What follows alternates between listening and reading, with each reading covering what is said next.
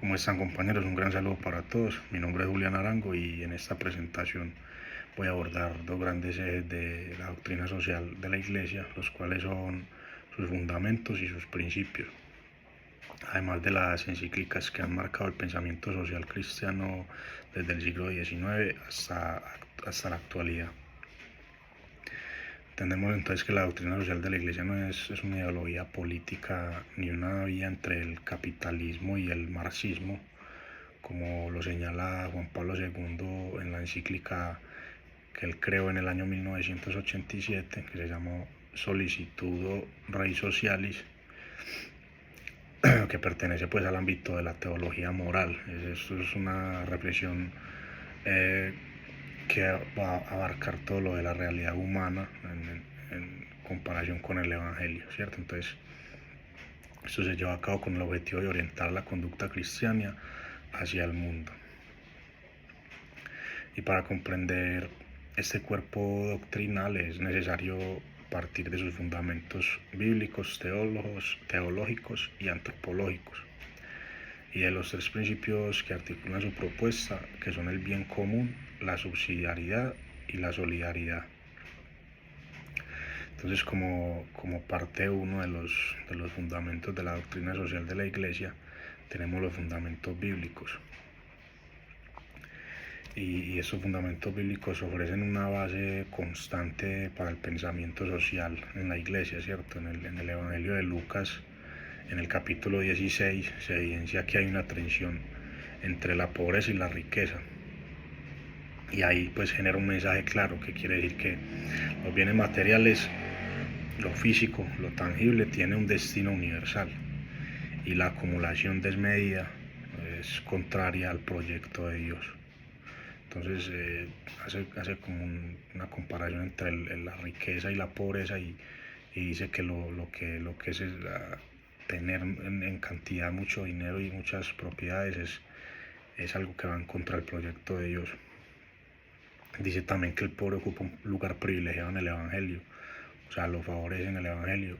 Desde Mateo 5:42 hasta Juan 12:8, la invitación a favorecer al necesitado es una constante, se ve muy constante esto y muy marcado.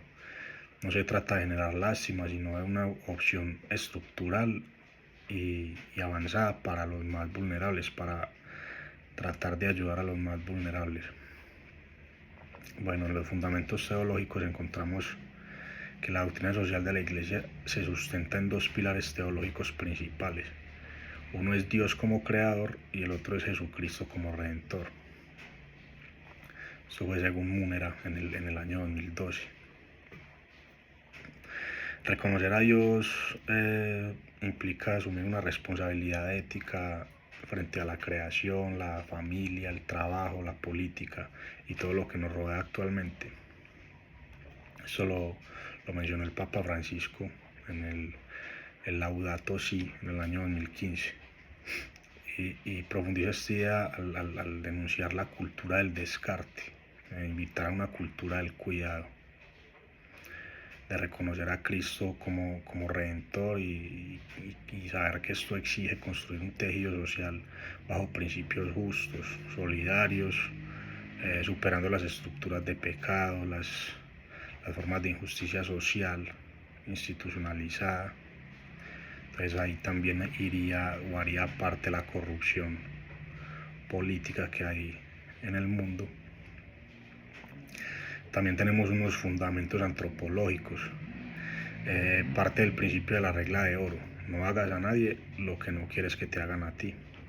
Y en este principio inician la ley y los profetas, y desde allí se comprende la dignidad humana como un eje central.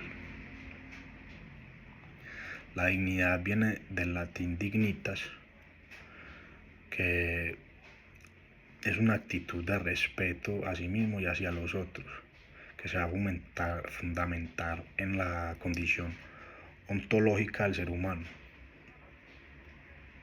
Esta noción está presente en documentos como Dignitatis Humanae de 1965 y Mulieris Dignitatem de 1988. Bueno, ahora vamos a hablar del bien común. No es la suma de bienes individuales ni la suma pues, de la riqueza individual, sino que es una realidad indivisible que solo puede alcanzarse y acrecentarse en comunidad. Entonces es superior al interés privado y por eso le corresponde al Estado defenderlo. Es algo que busca que todas las personas estemos como en un mismo nivel y no existiendo esa diferencia y esa brecha entre ricos y pobres. La doctrina social de la Iglesia insiste en que el desarrollo económico y el progreso social deben avanzar de la mano, deben ir al mismo ritmo, sin olvidar la opción de que la preferencia siempre va a estar por los pobres. Vamos a hablar ahora de la subsidiariedad. Este principio establece que no se debe quitar a las comunidades menores lo que pueden hacer por sí mismas para dárselo a instancias superiores. El Estado debe apoyar y no absorber ni suplantar a esa persona vulnerable. Esto va a implicar una ayuda económica, una búsqueda de que la normativa siempre sea en pro del más necesitado y del que siempre necesite esa ayuda. Busca que también el Estado se abstenga de restringir la libertad y la iniciativa de la sociedad civil. Hablando ahora de la solidaridad, en la encíclica Populorum Progressio de Pablo VI, en el año 1967, dice que los favorecidos tienen un triple deber. Esto es muy importante. Deber de solidaridad en la ayuda, deber de justicia social en las relaciones comerciales y deber de caridad universal para promover un mundo más humano. Es decir, esta encíclica nos invita a generar una justicia entre todos, a generar mejores relaciones entre todos y a hacer un apoyo entre ricos y entre pobres, llevarnos de la mano.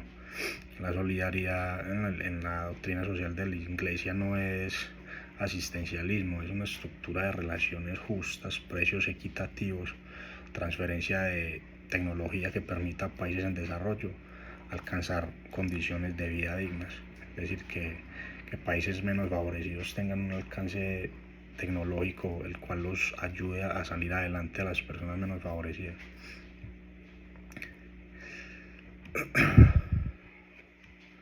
Tenemos también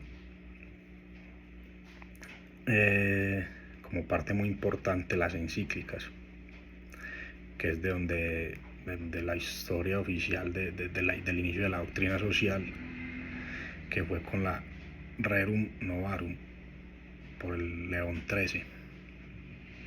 En la revolución industrial inició cuando las condiciones de los obreros exigían una respuesta urgente. La Iglesia ahí entra y denuncia la explotación del hombre por parte del hombre más favorecido y defiende la dignidad del trabajo, el salario justo y el derecho de asociación.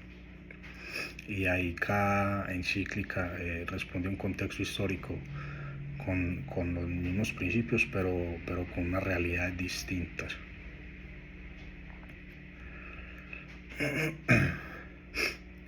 En 1931 tenemos una de 40º año que responde al auge del fascismo, el comunismo y la dictadura económica. Después tenemos otra en 1961 y 1963. Después hay otra en 1967,